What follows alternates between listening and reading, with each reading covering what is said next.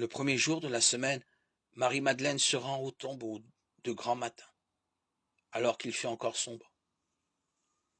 Elle voit que la pierre a été enlevée du tombeau. Elle court donc trouver Simon-Pierre et l'autre disciple, celui que Jésus aimait, et elle leur dit, « On a enlevé le Seigneur de son tombeau, et nous ne savons pas où on l'a mis. » Pierre partit donc avec l'autre disciple pour se rendre au tombeau. Ils couraient tous les deux ensemble, mais l'autre disciple courut plus vite que Pierre et arriva le premier au tombeau. En se penchant, il voit que le linceul est resté là. Cependant, il n'entre pas. Simon-Pierre, qui le suivait, arrive à son tour. Il entre dans le tombeau et il regarde le linceul resté là. Et le linge qui avait recouvert la tête, non pas posé avec le linceul, mais roulé à part, à sa place. C'est alors qu'entra l'autre disciple, lui qui était arrivé le premier au tombeau. Il vit et il crut. Jusque-là, en effet, les disciples n'avaient pas vu que, d'après l'Écriture, il fallait que Jésus ressuscite d'entre les morts. Ensuite, les deux disciples retournèrent chez eux.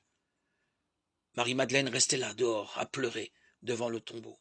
Elle se penche vers l'intérieur, tout en larmes, et à l'endroit où le corps de Jésus avait été déposé, elle aperçoit deux anges vêtus de blanc, assis l'un à la tête et l'autre aux pieds. Ils lui demandent, « Femme, pourquoi pleures-tu » Elle leur répond, « On a enlevé le Seigneur, mon maître, et je ne sais pas où on l'a mis. » Tout en disant cela, elle se retourne et aperçoit Jésus qui était là, mais elle ne savait pas que c'était Jésus. Jésus lui demande, « Femme, pourquoi pleures-tu? Qui cherches-tu » Le prenant pour le gardien, elle lui répond, « Si c'est toi qui l'as emporté, dis-moi où tu l'as mis, et moi j'irai le reprendre. » Jésus lui dit alors, « Marie. » Elle se tourne vers lui et lui dit, « Rabouni », ce qui veut dire maître, dans la langue des Juifs.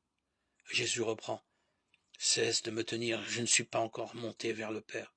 Va plutôt trouver mes frères pour leur dire que je monte vers mon Père et votre Père, vers mon Dieu et votre Dieu. » Marie-Madeleine s'en va donc annoncer aux disciples, « J'ai vu le Seigneur, et voilà ce qu'il m'a dit. » Jean 20, 1, 18.